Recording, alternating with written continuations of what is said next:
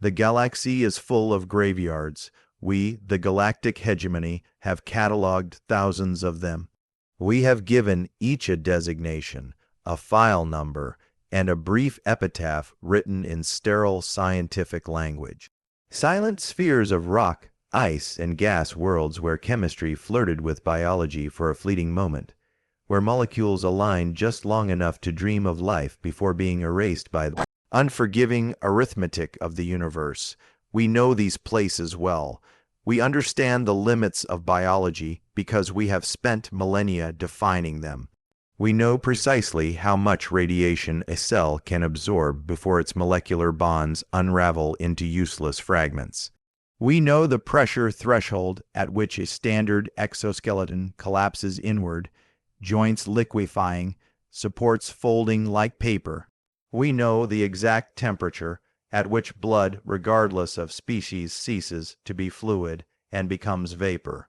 The universe does not negotiate, it enforces. Stars burn too hot, gravity pulls too hard, atmospheres poison, freeze, or crush. Most worlds never even get the chance to fail at life. They are stillborn, hostile from the moment they coalesce out of cosmic dust. Others tease possibility for a few million years before catastrophe wipes the slate clean. We log them all. We learn, we move on. That is how civilization survives. But then there was K402. In the archives, it sits alone, wrapped in warning sigils and crimson hazard markers.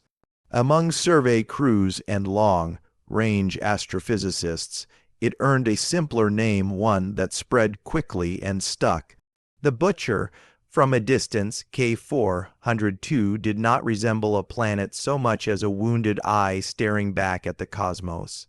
Its cloud layers churned endlessly, thick and violent, swirling in bruised purples and jagged grays. The lightning did not flash and fade as it does on civilized worlds. It crawled, forked, and lingered, illuminating the atmosphere in sustained arcs of raw energy.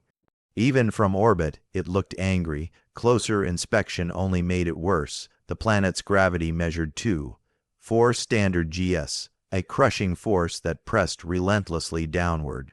For most known species, standing unassisted on its surface would result in shattered bones within minutes. A fully armored Voltite warrior, bred for war and reinforced with dense musculature, would have their legs snap like dry twigs beneath their own weight. And that was before the air tried to kill you. K402's atmosphere was a dense, corrosive brew, a toxic soup of sulfuric acid aerosols, nitrogen compounds, and heavy particulates held under immense pressure. Winds screamed across the surface at hypersonic speeds, fast enough to strip exposed flesh from bone in seconds. Even a Krogan, famous for its redundant organs and near-mythical resilience, would be flayed alive if caught outside protective shielding for more than a heartbeat. Rain fell often on K402.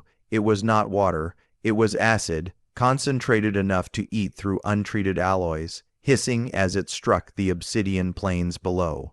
Those plains stretched endlessly, black, glassy, and razor-sharp, formed from ancient magma seas that cooled too quickly and too violently to allow mercy. Mountains rose like shattered blades, their edges capable of tearing open landing craft hulls if pilots drifted even slightly off course. There was no green, no blue, no sign that life had ever been welcome. For over 3 billion years, the Butcher remained exactly as it was, empty, hostile, and patient. Our probes descended, transmitted their data, and died. Sensors found no organic residue, no microbial fossils, no chemical footprints that suggested biology had ever gained a foothold. Even extremophiles harvested from the most hellish environments known to the hegemony failed within hours. K402 was not merely lethal, it was absolute. The High Council reviewed the data once, then unanimously classified it as a Category 0 world, total biological exclusion. A place where chemistry itself refused to take the next step toward life. A planet written off as a permanent warning, a reminder that not every corner of the universe was meant to be touched. Its file was closed, its fate decided, and then the humans found it. And instead of recoiling, instead of filing the same report we had filed 1,000 times before, they looked at K402, the gravity, the poison, the screaming winds, the endless black glass, and they said, yes, this one. For 3 billion years, the butcher sat in the dark, hungry and empty. Our probes returned images of obsidian plains and mountains of jagged glass. There was no green, there was no blue. There was only the sound of the wind, screaming like a dying god. The Hegemony High Council officially declared K402 a Category 0 world, total biological exclusion. Not even the hardiest extremophiles from the volcanic vents of Scylla could survive there. It was a place where chemistry refused to become biology. Then the humans found it. They didn't find it by accident. They didn't stumble upon it in a moment of desperation. No, they scanned it, they saw the data, they looked at the same death toll statistics that we did, and they smiled. I remember the day the first human colony ship, the Spirit of Endurance, entered the system. I was a junior observer on a Hegemony research vessel tasked with monitoring the sector. When the human vessel broke warp, we sent a priority hail. Vessel Spirit of Endurance. We warned, you are entering the gravitational well of a Category 0 world. Correct your course immediately. There is no life on that planet. There can be no life on that planet. The response came back in a crackle of radio static, flavored with that strange, irritatingly calm human confidence. Hegemony research vessel, this is Captain Miller. We read you loud and clear, and you're right, there isn't any life down there yet. That's why we brought some with us. We watched horrified as their massive, boxy ships that looked more like industrial factories than starcraft began their descent into the butcher's maw. We expected to see them crushed by the gravity. We expected to see their hulls melted by the acid rains. But the humans didn't just land, they fought. The first 5 years were what the humans later named the siege.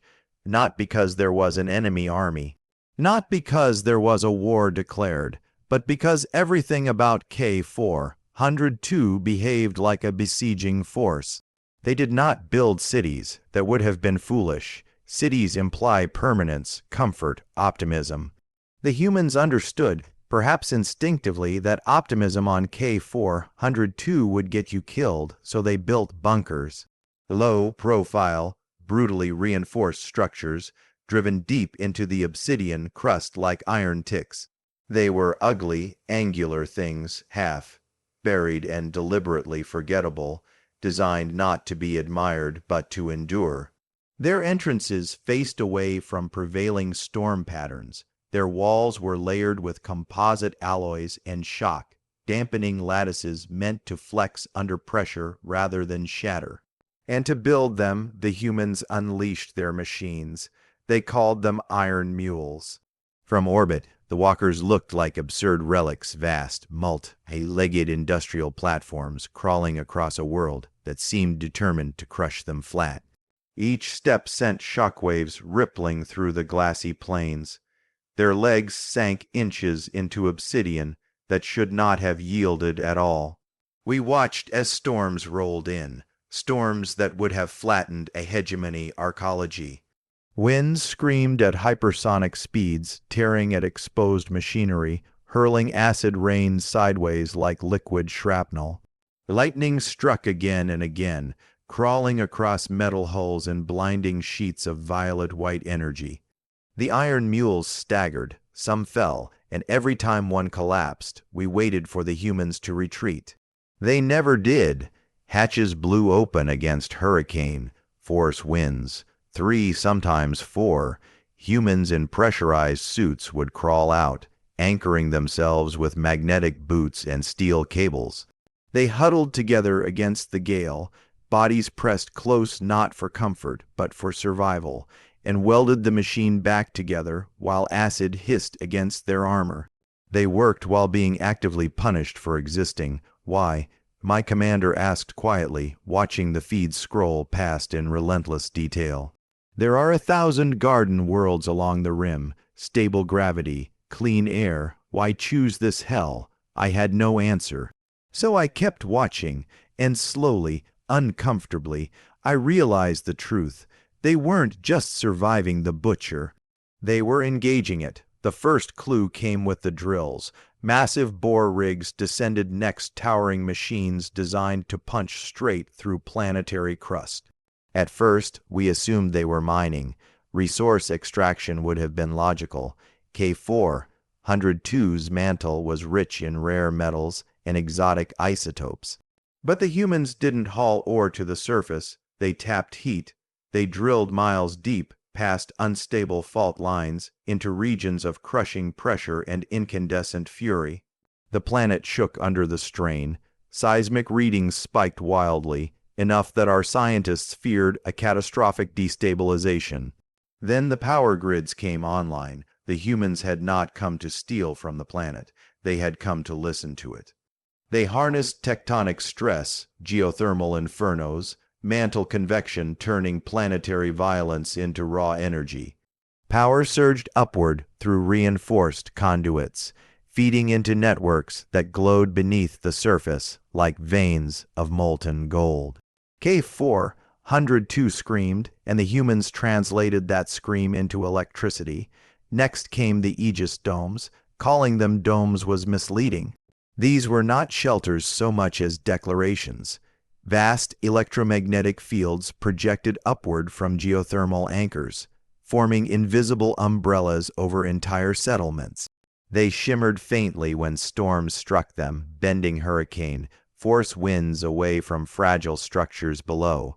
But the humans didn't stop there. The wind itself, those hypersonic gales that scoured the planet raw, was redirected, funneled through colossal turbines integrated into the shield arrays. What had once been a weapon became fuel. The harder the planet tried to kill them, the more power it gave them. They are using the planet against itself. One of our analysts whispered. No one argued. It was around this time that I overheard the conversation. A human engineer, Sarah, her suit smeared with grease and corrosion scars, stood with one of our senior xenobiologists inside a newly pressurized HAB unit. The biologist's tone was calm, rational, and dismissive. The soil is non-viable, he said. Nitrogen content negligible. Heavy metal saturation exceeds biological tolerance by several orders of magnitude. It is poison. Sarah laughed. Not mockingly, not defensively. She laughed the way someone does when they hear a problem they fully expect to solve. Poison's just a resource we haven't filtered yet, she said. The dirt's not dead, it's just stubborn. You cannot teach a planet, the biologist replied. Sarah leaned closer, eyes bright with a spark that unsettled even me. Watch us. From siege to sculpture, the siege did not end. It evolved. Over the next decade, brute survival gave way to something more deliberate. The humans began what they would later call the Great Leaching. They released life, trillions of microscopic organisms, engineered nanobacteria designed in human laboratories, were seeded into soil, air, and water systems. Each strain had a singular purpose: bind acids, consume heavy metals, break down toxins, excrete oxygen. To the hegemony, it was absurd. You do not rewrite planetary chemistry with bacteria. Worlds change over epochs, not lifetimes. But humans do not measure time the way we do. They think in generations. I saw children born under reinforced ceilings, gravity plates tuned to keep their bones from collapsing. I saw fathers teaching daughters how to recalibrate atmospheric scrubbers, explaining tolerances the way one might explain a game. I saw mothers guiding sons through maintenance tunnels, showing them how to patch leaks in hydro towers while alarms wailed overhead. They lived underground, in narrow metallic corridors lit by artificial suns. Outside, the butcher screamed constantly, wind, thunder, tectonic groans vibrating through the bedrock. Every child grew up knowing that a single failed seal meant death, and still they stayed. They did more than stay. They adapted. The insides of the domes changed. Bare metal walls were painted green. Artificial vines were stenciled along support beams. Speakers played recordings of birdsong, rainfall, wind through leaves, sounds from a world most of the children had never seen. Earth became a memory. K402 became home. In the 22nd year, the planet answered back. Seismic sensors screamed warnings across every frequency. A tectonic event larger than anything in hegemony records ripped through the northern hemisphere. Fault lines kilometers wide tore open. Entire regions collapsed inward as if the planet itself were convulsing. It was not an earthquake. It was a planetary spasm. 3 Aegis domes vanished into the mantle. Shield arrays flickered, then failed. Sulfur storms rushed in unopposed. From orbit, we watched in silence. No one spoke. We prepared the standard reports. Biological extinction event. Probable total loss. We expected evacuation. We expected pleading. Instead, the lights stayed on. Inside the ruins of Dome 4, pressure dropped to lethal levels. Temperatures spiked. Structural integrity alarms howled. But the comm channels were not filled with panic. They were filled with orders. Seal Sector 7. We lose the HABs. We lose the seeds. Exteriors melting. Reroute coolant now. No one leaves. I saw a helmet feed. A young human male, barely more than a child by hegemony standards, stood braced against a ruptured oxygen line. His suit was torn.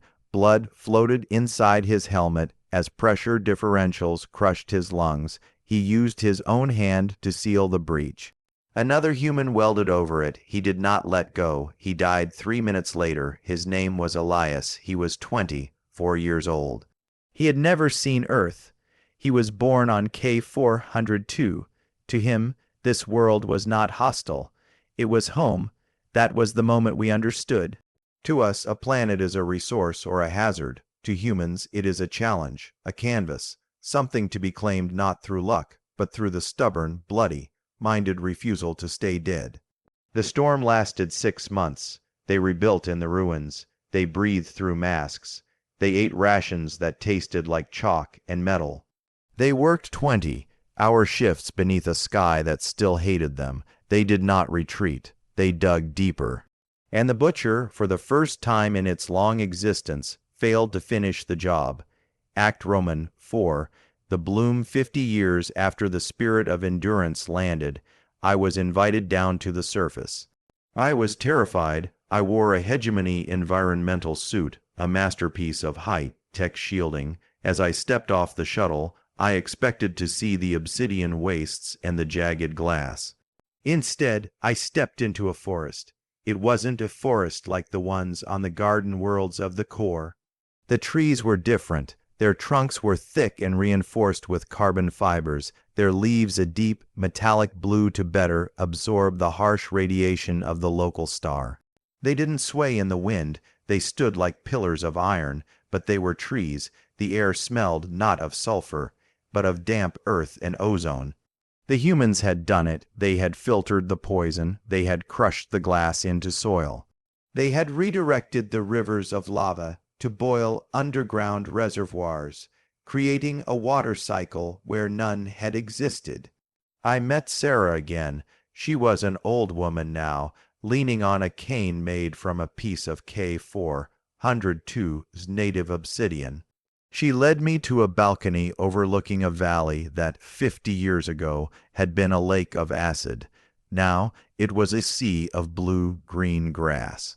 "How," I whispered, my voice trembling in my suit's comms, "this world was built to destroy you. It was designed to ensure nothing could ever grow here." Sarah looked out at the horizon, where the angry purple clouds were finally breaking, revealing a sliver of a pale, distant sun. "The universe is a cold place," she said softly. "It doesn't care if we live or die. Most species find a place that's comfortable and they settle in, but humans, we've never been comfortable. We were born on a planet that tried to kill us every day for 1 million years. Ice ages, predators, plagues. We learned a long time ago that if the world doesn't want you, you change the world's mind. She reached out and plucked a small, hardy flower from a pot on the railing. It was a simple thing, but it was alive. We didn't just survive the butcher, she said, a hint of a smile on her weathered face. We taught it how to be a mother. Act V. Reflection. As I left K402, I looked back at the planet through the broad viewing port of my ship. For a long moment, I could not reconcile what my eyes were seeing with what my memory insisted must be there. It was no longer a bruised eye glaring angrily into the void, no longer a churning mass of poisonous clouds and endless lightning. The violent purples and diseased grays that had once defined the butcher were still present, but they were fading, thinning, breaking apart. In their place was light, not the blinding glare of a young star or the artificial glow of orbital industry, but something softer, warmer, a faint, defiant luminescence that clung to the planet's limb like a promise.